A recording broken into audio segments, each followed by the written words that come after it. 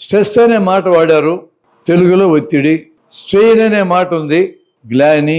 ఆందోళన లేదా యాంగ్జైటీ అని ఇంకో మాట ఉంది. ఈరోజు మనం యాక్చువల్గా మాట్లాడుకోవాల్సింది ఆందోళన పడడం, ఈ మనస్తత్వం గురించి.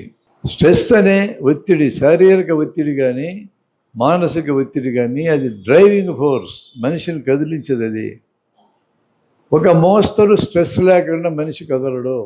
అంతా సౌకర్యంగా ఉన్న మనిషి ఆ సౌకర్యంలోనే కూర్చొని ఉంటాడు, అక్కడి నుంచి కదలడు. ఓ కుర్చీలో కూర్చున్నారు మీరు, బాగా మెత్తగా ఉంది, హాయిగా ఉంది, అట్లే కాసేపు కూర్చుంటే నిద్ర వస్తుంది, అంత బాగుంది. అది నువ్వు కదలవు. అది అడుగును ఒత్తుకుంటుంది అనుకో, ఇప్పుడు కదులుతావు. అది కాలు ఒకటి ఇరిగి కింద పట్టడానికి రెడీ అయిందనుకో, అప్పుడు కదులుతావు, కింద పడకూడదని. కదిలేటప్పుడు మనిషి అసౌకర్యం ఉంటే కదులుతాడు, అంటే సమస్య ఉంటే కదులుతాడు.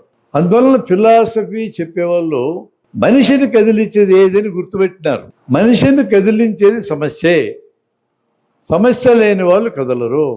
అంతా బాగా ఉన్నవాడు ప్రయత్నమే చేయడు. తల్లిదండ్రులు కుప్పలు తెప్పలుగా సంపాదించి గుట్టబెట్టినోడు ఒక్క నిమిషం కూడా కష్టపడి పనిచేయడు. కోట్లు కోట్లు సంపాదించి పెడితే ఖర్చు పెట్టేది చూస్తున్నాడు, ఇంక మళ్ళా సంపాదించిపోయినాడు చేయడు. లేనివాడు, డబ్బు లేనివాడు అది ఎట్లా అని చెప్పి ప్రయత్నం చేస్తాడు. విషయం తెలియని వాడు ఎటు సంపాదించుకోవాలని ప్రయత్నం చేస్తాడు. సబ్జెక్ట్ వచ్చిన పిల్లవాళ్ళు మళ్ళా చదవాల్సిన పని లేదు, రాని పిల్లలే నేర్చుకోవడానికి చదువుతారు.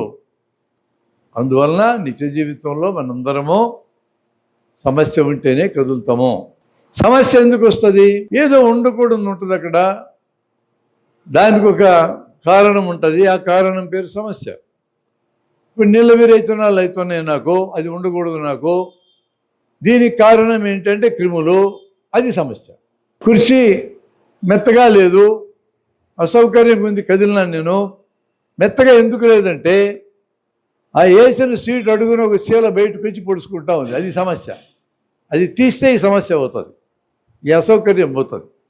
అందువల్ల మానవుడు, వాడు పిల్లోళ్ళైనా పెద్దోళ్ళైనా ముసలోళ్ళైనా ఎవడైనా సమస్యను వదిలించుకోవడానికి ప్రయత్నం చేస్తూ ఉంటారు. పిల్లవాడికి ఆట బొమ్మ కావాలా, అది వాడి సమస్య. ఎట్లయితే ఆట బొమ్మ చేతికి వస్తుందో వాడు ఆలోచిస్తాడు. బేరమని అరిసి టపటపా కాళ్ళని నేలకేసి కొట్టుకుంటే ఈ ఇబ్బందిని భరించలేక అమ్మ నాన్నలు కొనిస్తారని తెలిసిందనుకో, వాడికి ఆ టెక్నిక్ వాడతాడు. అట్లాంటి తల్లిదండ్రులు ఉన్నారు కదా, భరిస్తావు పిల్ల కొడుకులని కొనిస్తావు. వాడు ఎంతన్నా నేలకేసి కొట్టుకో, నువ్వు ఎంతసేపు నేలకేసి కొట్టుకున్నా కొనియను. నీకు ఏం కావాలో మాట ద్వారా నాకు చెప్తే నేను పరిశీలించి నేను కొనగలిగితే కొనిస్తా, లేకపోతే లేదు అనే తండ్రి ఎవరన్నా ఉంటే, తల్లి ఎవరన్నా ఉంటే పిల్లలు నేలకేసి కొట్టడం మానేస్తారు. ఎందుకంటే అది పనిచేయదు. ఇక ప్రతి మనిషి చిన్న వయసు నుంచి కూడా అసౌకర్యం ఉంటే కదులుతారు. పసిబిడ్డ పక్క తడుపుకొని తడిగా ఉండి చలి అనిపిస్తే బేరమని అరుస్తారు, అదొక్కటే వాళ్ళకి చేతవు. ఆ వయసులో అంతకంటే ఏం చేత కాదు. భాష నేర్చుకున్నాక, మాట్లాడడం మనకి చేతనైనాక మన భాష ద్వారా తెలియజేస్తాం. ఈ 3 పదాలని ఎక్కడెక్కడ వాడతాం చూద్దాం. స్ట్రెస్ లేదా ఒత్తిడి, శారీరకమైన ఒత్తిడి, మానసికమైన ఒత్తిడి, ఇది మనిషికి డ్రైవింగ్ ఫోర్స్, మనిషిని కదిలించేది ఇదే. కాబట్టి ఒత్తిడి దానంతటదే ప్రమాదకరమైంది కాదు. ఒత్తిడిని ఎంత తీసుకోవాలో అంత తీసుకోకుండా మించి నెత్తినెక్కించుకుంటే ఇప్పుడు మనకి యాంగ్జైటీ, ఆందోళన వస్తుంది. అది మనకు ప్రాబ్లం. ఆందోళన మనకు ప్రాబ్లం, ఒత్తిడి ప్రాబ్లం కాదు. ఒత్తిడి తట్టుకోవాలన్నంత ఎదురైతే శరీరానికి తట్టుకోవాలన్నంత వస్తే శరీరం పనిచేయదు. గ్లాని అంటారు దాన్ని, కండర గ్లాని. నీకు అలివి కానంత బరువు ఎత్తుకోమంటే నీ కండరాలు పనిచేయవు, నేను ఎత్తుకోలేని వదిలేస్తుంది. అలివి కానంత మానసికంగా పనిపెట్టినా పనిచేయదు. చదువు గంటల తరబడని పిల్లల్ని మీరు నెట్టేస్తే 1 గంట సేపు, అరగంట సేపు చదువుతారు యాక్టివ్గా.